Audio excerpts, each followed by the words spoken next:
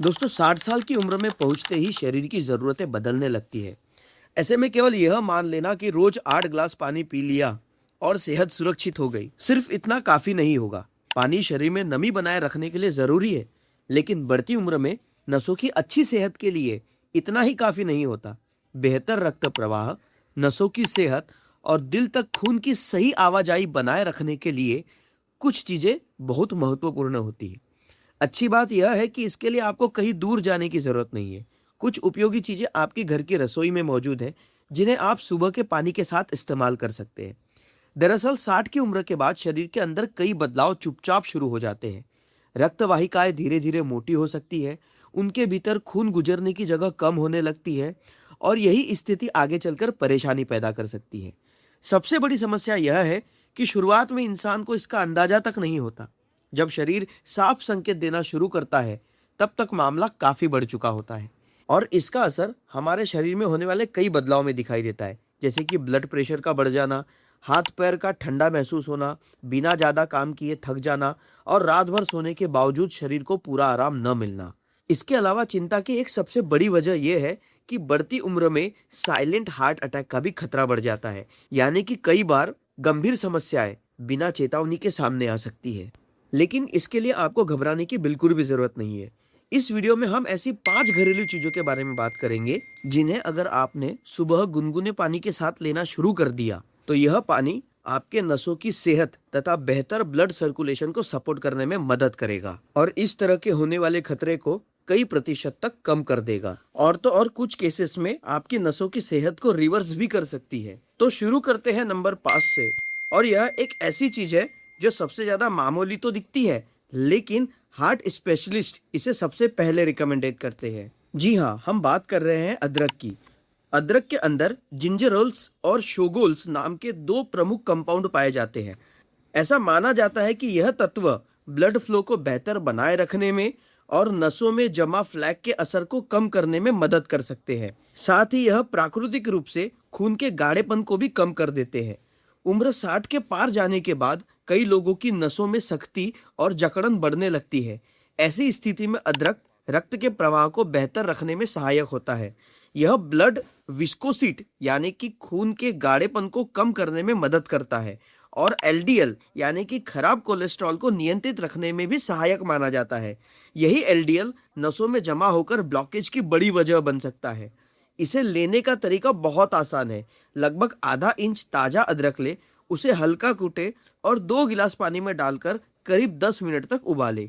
इसके बाद पानी छान ले और सुबह सुबह खाली पेट गुनगुने पानी के साथ पी ले।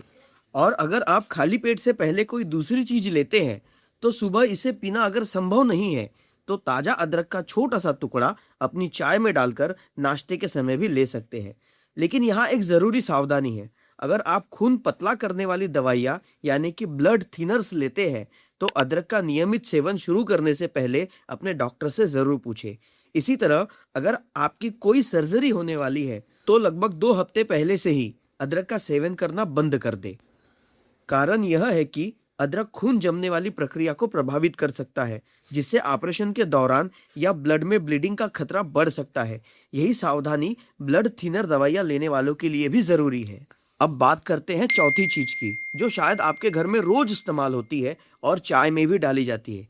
लेकिन यहाँ फर्क इसकी मात्रा से ज्यादा इसकी सही किस्म का है। मैं बात कर रहा हूँ दालचीनी की, और खास तौर पर सिलोन सिनेमन यानी कि श्रीलंकन वेराइटी की। दुकानों में जो मसाले के रूप में सिनेमन यानी कि दालचीनी बेची जाती है, वे आमतौर पर कैसिया सिनेमन होती है और डॉक्टर द्वारा इस किस्म की दालचीनी को लंबे समय तक सेवन करने की सलाह नहीं दी जाती। दालचीनी में सिनेमल्डिहाइड नाम का एक कंपाउंड पाया जाता है। यह रक्त वाहिकाओं की दीवारों को रिलैक्स करने में मदद करता है, जिससे ब्लड प्रेशर को सामान्य बनाए रखने में सहायता मिल सकती है।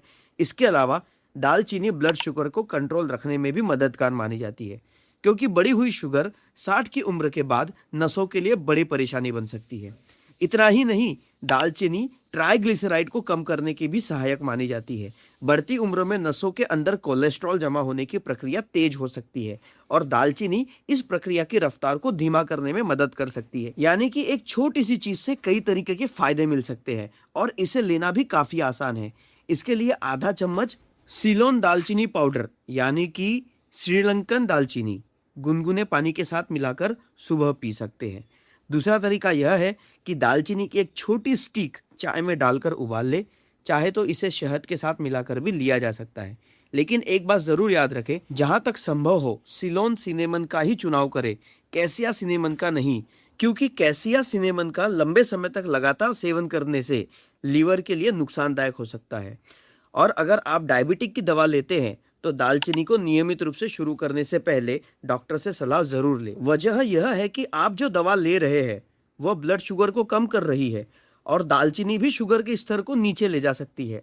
तो दोनों का असर एक साथ ज़्यादा हो गया तो कुछ मामलों में ब्लड शुगर ज़रूरत से ज़्यादा गिर सकता है और परेशानी पैदा हो सकती है। अब तीसरे नंबर पर आती है एक ऐसी चीज़ जिसके लिए शायद आपको बाजार जाने की भी ज़रूरत ना पड़े।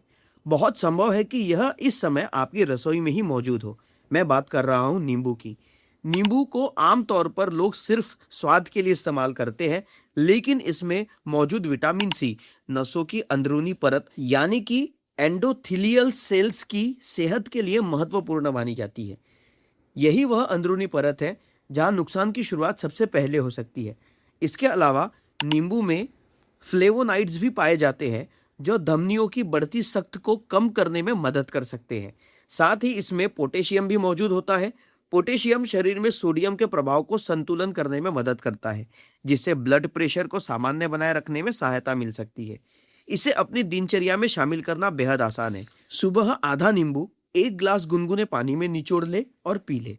अगर आपको एसिडिटी या गैस्ट्रिक अल्सर जैसी परेशानी है तो इसे खाली पेट लिया जा सकता है, लेकिन जिन लोगों को एसिडिटी की शिकायत रहती है उन्हें इसे सुबह खाली पेट नहीं लेना चाहिए। ऐसे लोग नाश्ता करने के बाद ही नींबू पानी ले।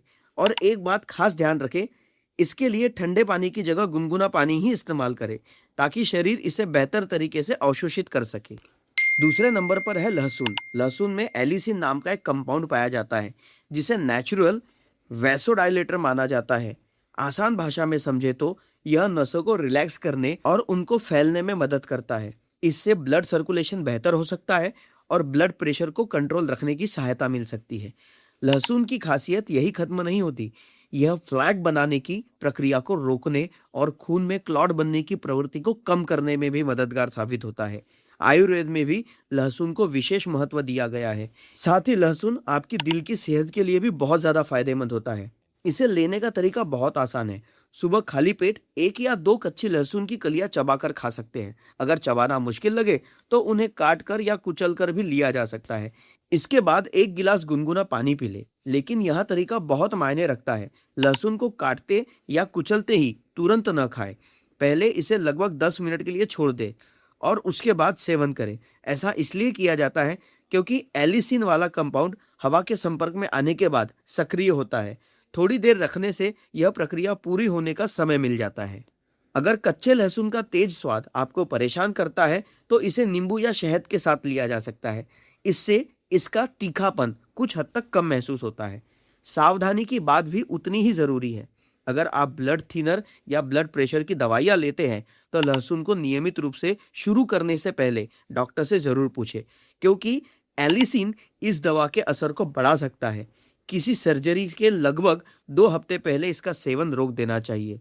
और अगर आप इसे पहली बार खाली पेट लेना शुरू कर रहे हैं तो शुरुआत में मात्रा कम रखें। पहले आधी या 1 कली से शुरू करें।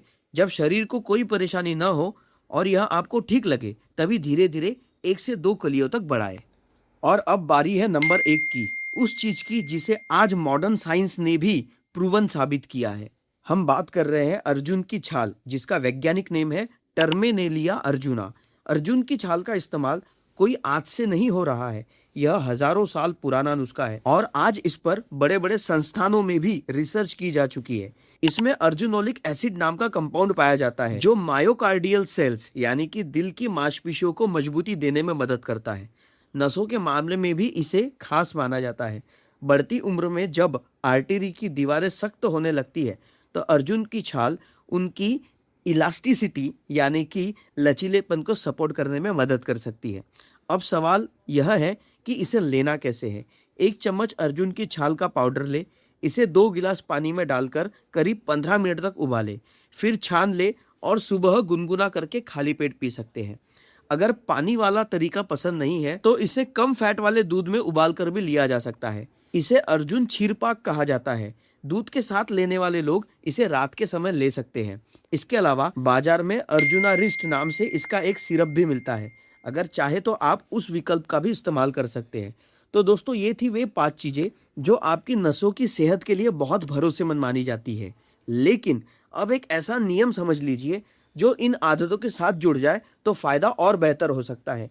इन 5 में से आप जो भी चुने उसके साथ रोज सिर्फ 5 मिनट डीप ब्रीदिंग की आदत डालें। तरीका बहुत आसान है। धीरे धीरे गहरी सांस अंदर ले, कुछ सेकंड रोके, 4 तक गिने और फिर आराम से धीरे से सांस बाहर छोड़े। ऐसा करने से शरीर में नाइट्रिक ऑक्साइड रिलीज होने में मदद मिलती है जो नसों को रिलैक्स और फैलने में सहायता कर सकती है। इसके साथ रात में 7 से 8 घंटे की नींद पूरी जरूर करें।